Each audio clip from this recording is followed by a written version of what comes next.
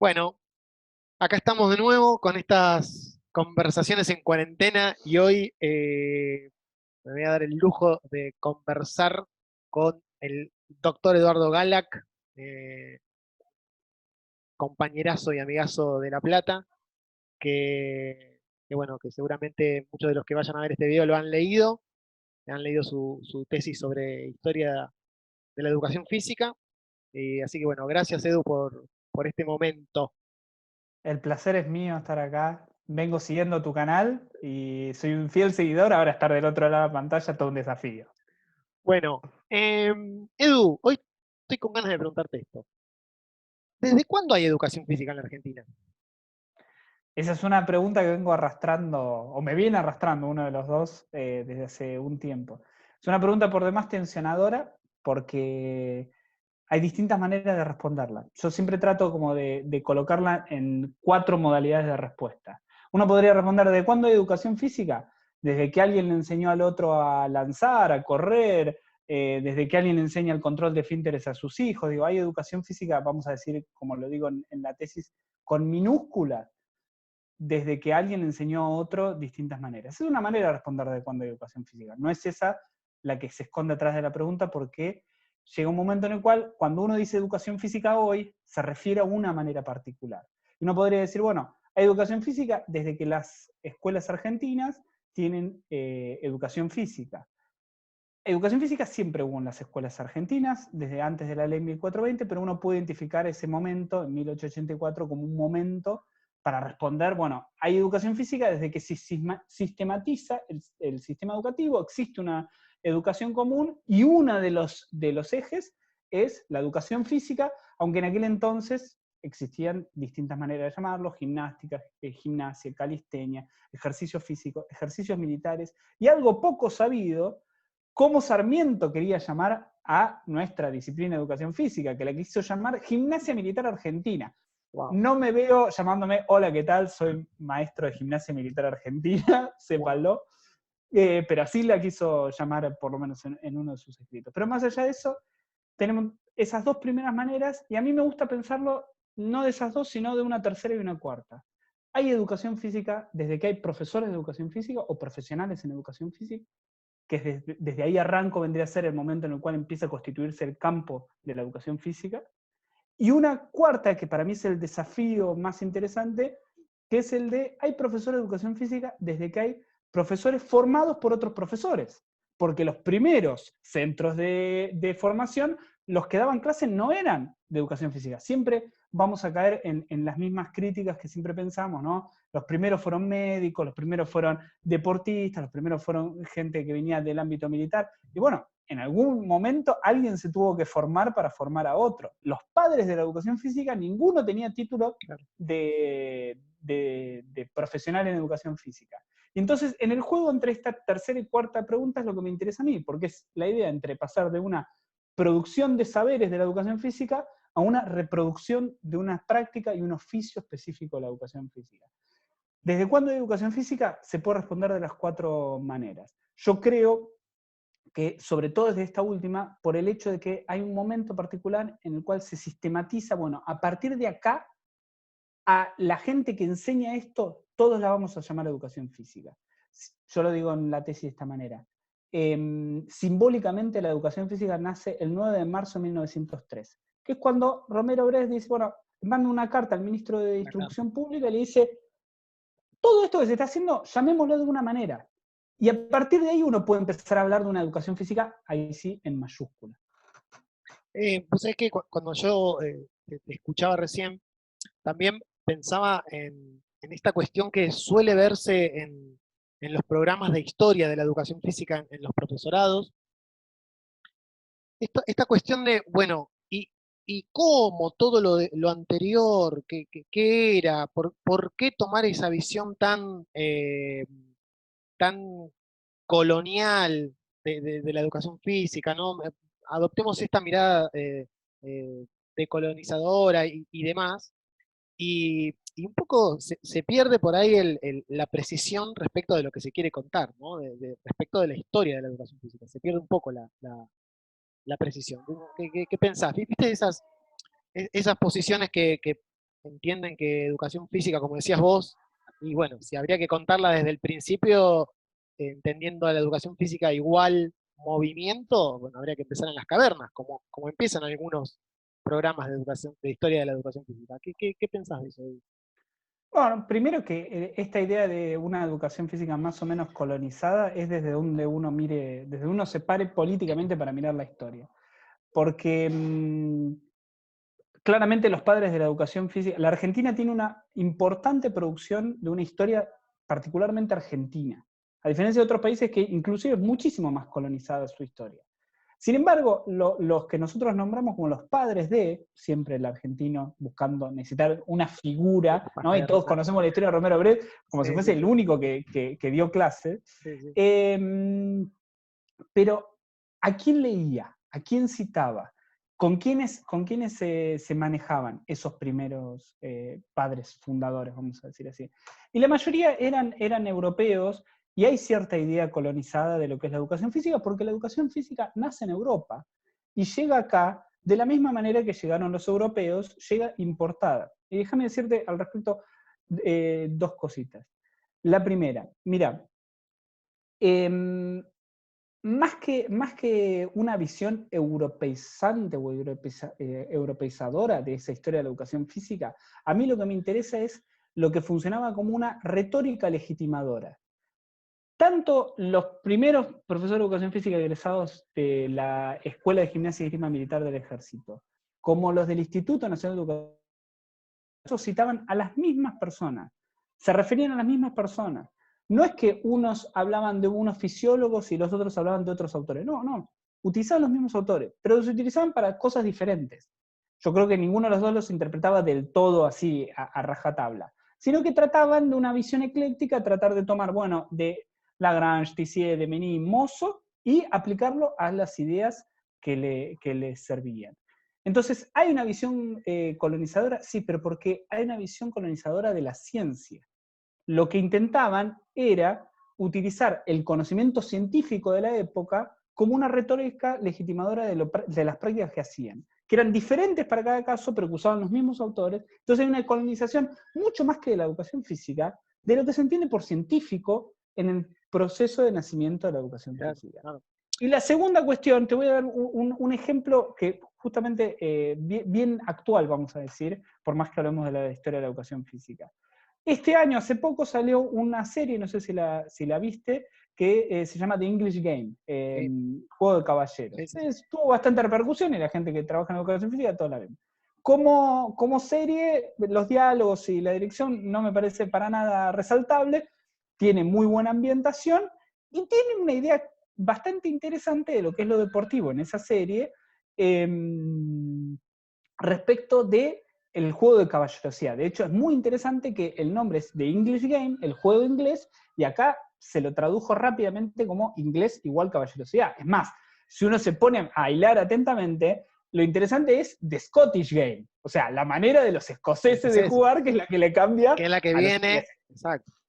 Bueno, lo actual, o sea, eso actual que pasa ahora, para ver esta cuestión de la colonización, recomiendo mucho una película que para mí es clave para pensar la historia de la educación física argentina, que tiene poca repercusión, por lo menos ahora, que se llama Escuela de Campeones, que es una película de 1950 de Ralph Papier, en la cual se narra la historia. En 1950, piensen ustedes, durante el peronismo, hay una Ujú. suerte de narración histórica, o sea, arranca con una suerte de flashback de cómo en un momento se ve la historia, en ese momento particular, del nacimiento de la educación física, de la llegada de Watson, el primer escocés que trae el fútbol acá y que Acá, lo intenta imponer en las escuelas. Y que para eso, como le rechazan, fracasa. funda su propia escuela, de la cual nace el club Alumni, Claro. bien conocido para los que conocen un poco de historia del fútbol. Es muy interesante esta metahistoria, o sea, ir viendo el pasado, el presente 1950 y hoy mirar el 1950 y final del siglo XIX, pero ahí se ven muy bien los discursos moralistas que están atrás del nacimiento de la educación física frente a ciertas ideas que uno podría decir, esa colonización del pensamiento, la verdad es que el escocés la tenía mucho más clara que los educadores argentinos. De Argentino. hecho, hay un diálogo imperdible, ficcional, entre Sarmiento y el escocés, en el cual Sarmiento termina la reunión diciéndole: enseñe a las patadas, a las piñas, pero enseñe. Es un diálogo monumental, lo recomiendo. Genial. Con Pochoclo, pónganselo a ver, vale recontra la Mirá pena. qué interesante.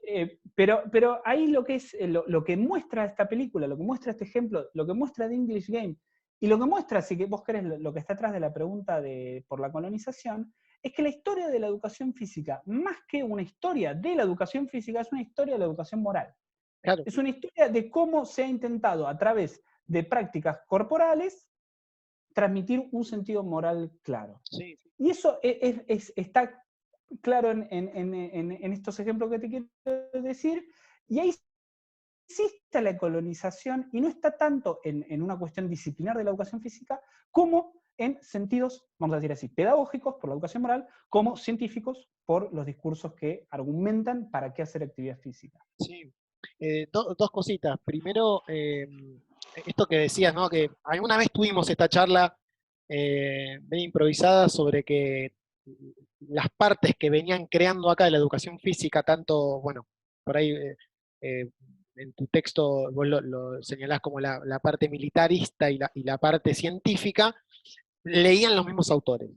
Con lo cual, un poco se rompe ese mito o eso que se ha repetido bastante, que la educación física argentina tiene origen militar, ¿no? Porque digo, más que origen militar, a partir de lo que veníamos hablando, tiene cierto origen en esta fisiología importada de Europa, ¿no? Un poco rompe ese mito.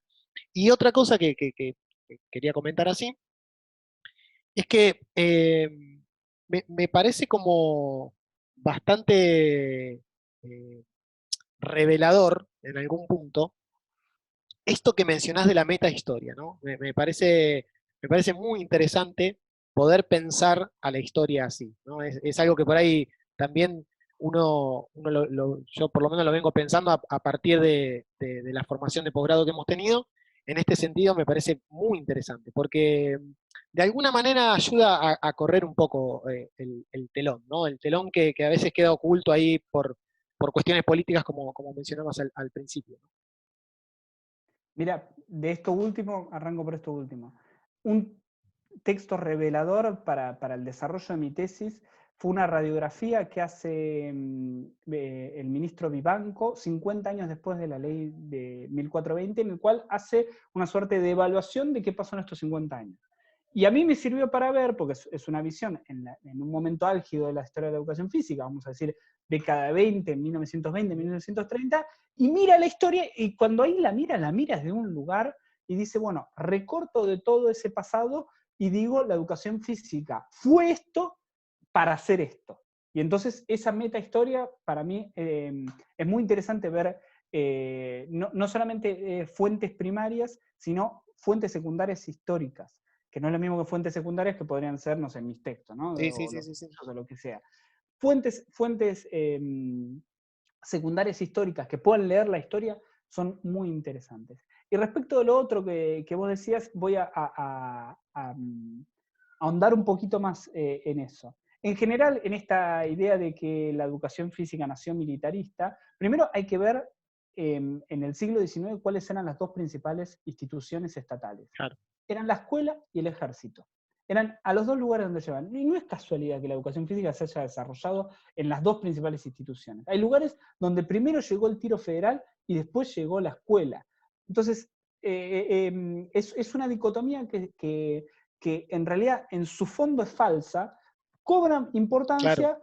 porque en un momento particular había dos centros de formación de profesores, unos para la escuela y el otro para el ejército, y en 1909 se produce un decreto en el cual permiten a los egresados de cada una de las instituciones poder dar clase en la otra. Y a partir de ahí arranca toda esta cuestión. Pero hay que reconocer que la primera institución formadora de profesionales en educación del cuerpo, vamos a hablar Claro, en más sentido general. amplio, fue la Escuela Militar de Gimnasia y Esgrima Militar de Ejército, que es de 1897, que daba título de maestro de gimnasia. Entonces, acá a partir de ahí disculpé a mi abuela que hasta el último día me decía maestro de gimnasia, hay Claro, que disculpar, claro, claro, claro. porque éramos en algún momento maestro de gimnasia. Pero lo que quiero ahondar es que no es que una visión, como puede ser la del instituto, sea más biopolítica que la otra. Los dos tuvieron igual sentido Claro. biopolítico respecto de la conformación disciplinar.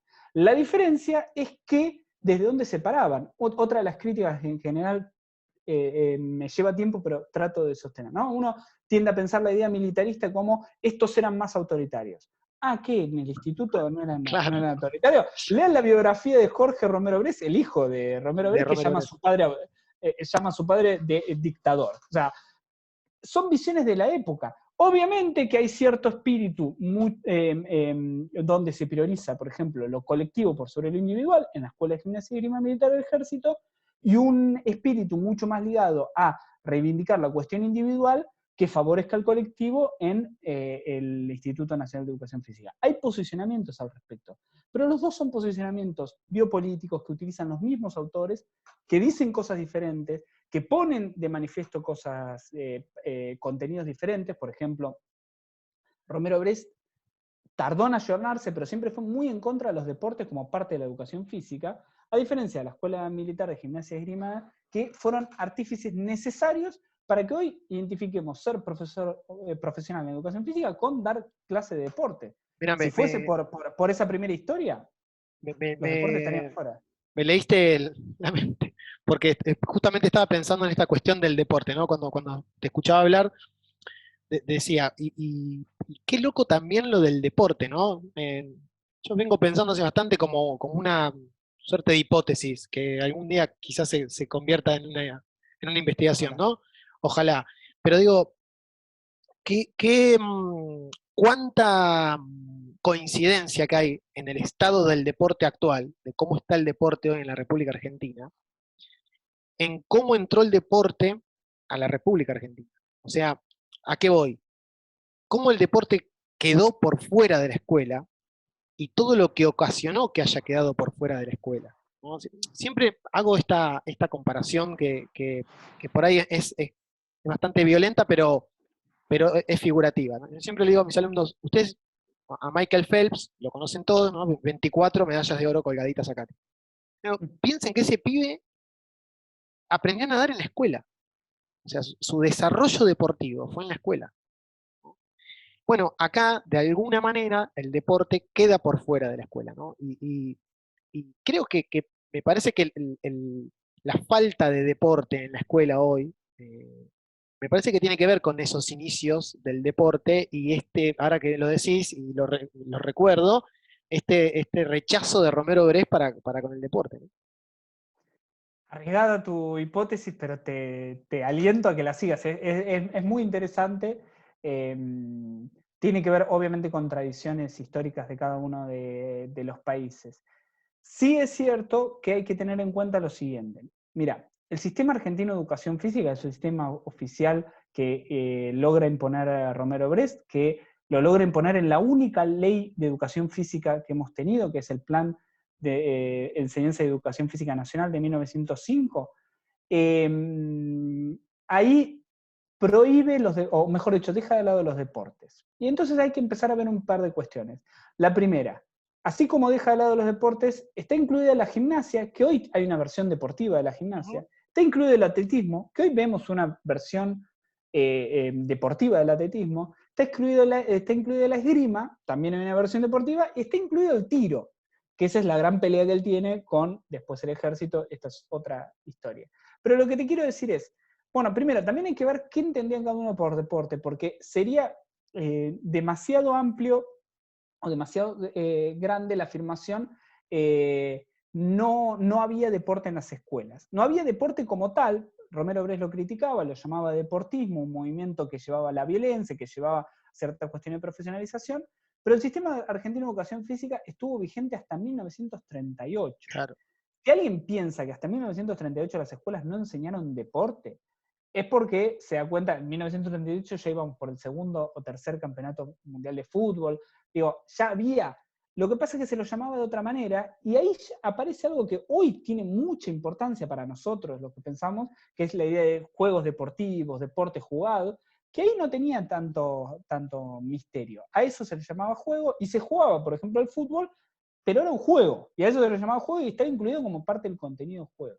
Entonces a mí lo que me interesa con esto es ver que una de las cuestiones más importantes que tiene la educación física, y sobre todo los que hacemos historia de la educación física, es dejar de ver la historia en un sentido vertical de arriba para abajo, sino empezar a verla desde las bases hacia arriba. Porque si uno mira la historia desde el Estado argentino no permitía los deportes en las escuelas hasta 1938. Pero si uno va a ver lo que pasaba, era otra cosa. Entonces también hay que entender que es cierto lo que vos decís.